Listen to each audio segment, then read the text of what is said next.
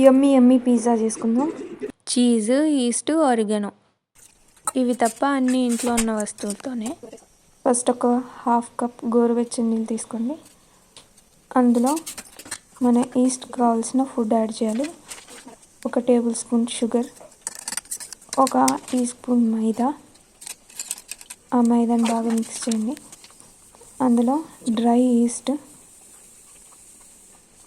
1.5 tea spoon సరిపోతుంది. అదంతా బాగా మిక్స్ చేయండి. రెండు మిక్స్ అయిన తర్వాత 10 మినిట్స్ పక్కన ఉంచాలి. ఆ పక్కన ఉంచితే ఇలా నురగలాగా ఫామ్ అవుతుంది. ఇలా నురగలాగా ఫామ్ అయితేనే మీ ఈస్ట్ పనిచేస్తుందని అర్థం. తర్వాత 1 కప్ మైదా, అందులో మనం ఇందాక మిక్స్ చేసుకున్న ఈస్ట్ మిక్స్చర్ వేసి బాగా కలుపుకొని ఒక 45 మినిట్స్ ఒక క్లాత్ మూసి పక్కన పెట్టుకోండి. ఈ గ్యాప్లో మనం పిజ్జా సాస్ రెడీ చేసుకుందాం. పిజ్జా సాస్కి మంచి రెడ్ టొమాటోస్ ఒక 4 తీసుకోండి. వాటికి ఇలా కట్స్ ఇచ్చి ఒక 10 మినిట్స్ వరకు బాయిల్ చేయాలి. బాయిల్ అయిన తర్వాత స్కిన్ ఊడొచ్చేసే టైంకి తీసి ఆ స్కిన్ అంతా తీసేసి పక్కన పెట్టుకోవాలి. ఇప్పుడు అందులో ఉన్న సీడ్స్ అంతా తీసేయాలి. సీడ్స్ ఎందుకు తీసేయాలి, వేస్ట్ చేస్తున్నారు అనుకోకండి. ఆ సీడ్స్ వల్ల పుల్లదనం వస్తుంది. సాస్ స్వీట్గా ఉండాలి కాబట్టి ఆ సీడ్స్ అంతా రిమూవ్ చేసి ఫైన్గా చాప్ చేసుకోవాలి. హార్డ్గా ఉన్నదంతా తీసేయండి. సీడ్స్ సపరేట్ చేసిన తర్వాత ఫైన్గా చాప్ చేసుకోవాలి. చాప్ చేసి పక్కన పెట్టుకోండి. వెల్లుల్లి కూడా చిన్నగా చాప్ చేసుకోవాలి. ఆనియన్ ఇంకా క్యాప్సికమ్ అన్నీ 1 టేబుల్ స్పూన్ చాలు.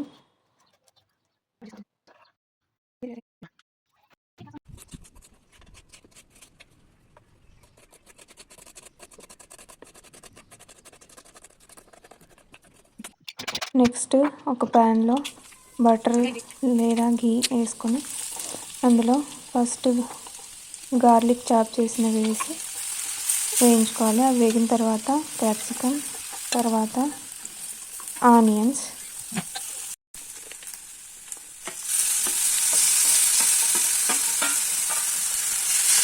అవన్నీ వేగిన తర్వాత ఫైన్గా చాప్ చేసుకున్న టొమాటోస్ని అందులో వేసి వేయించాలి బాగా. ఈ గ్యాప్లో ఒక 2 టమాటాలు పూర్తిగా ప్యూరీలాగా మిక్స్ చేసుకొని అది కూడా అందులోనే యాడ్ చేసుకొని తగినంత సాల్ట్, షుగరు, కారం ఇంకా ఆరిగానో కొంచెం ఆరిగానో వేసుకోవాలి. ఇవన్నీ బాగా వేగేంత వరకు చిన్న మంట మీద వేయించుకోండి. వేయించుకున్న తర్వాత బాగా వేగినాయో లేదో చూసుకోండి. తర్వాత 1 టేబుల్ స్పూన్ టమాటో కెచప్ అది కూడా వేసుకొని అది వేగేంత వరకు బాగా మిక్స్ చేసుకోండి. తర్వాత కచ్చా పచ్చగా ఒక 2 సెకండ్స్ 3 సెకండ్స్ మిక్స్కి వేస్తే మన పిజ్జా సాస్ రెడీ అయిపోతుంది. ఇప్పుడు బ్యాటర్ చూసారా ఎలా పొంగిందో. పిజ్జా డోని బాగా నీడల్ చేసుకోవాలి. ఫ్లోర్ మీద కావలసినంత పిండి వేసుకొని బాగా నీట్ చేసుకోండి. ఎంత బాగా నీట్ చేస్తే అంత బాగా సాఫ్ట్గా అందులో ఉన్న గ్లూటెన్ అనేది యాక్టివేట్ అవుతుంది. ఇలా 1 టైం చేసిన తర్వాత అలాగే పెట్టాలి. తర్వాత అది మళ్ళీ పొంగుతుంది. ఈసారి ఇంకా నీట్ చేయక్కర్లేదు. చిన్న చిన్న పీసెస్గా తీసుకొని పౌడర్ వేసుకొని మైదా వేసుకొని నేను చూపించిన విధంగా చేసుకోండి. తర్వాత ఫోర్క్తో ఇలా పోర్స్ చేసుకోవాలి.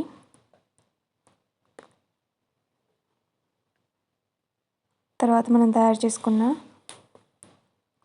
పిజ్జా సాస్ని బాగా పూసుకోవాలి.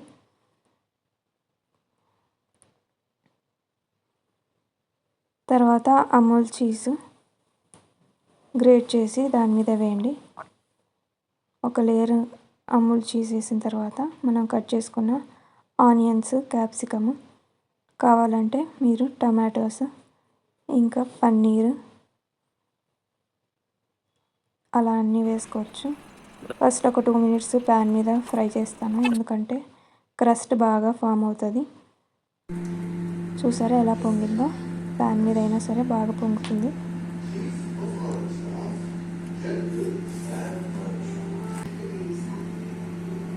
ఇప్పుడు దీన్ని ఓవెన్లోకి షిఫ్ట్ చేసుకుంటాను.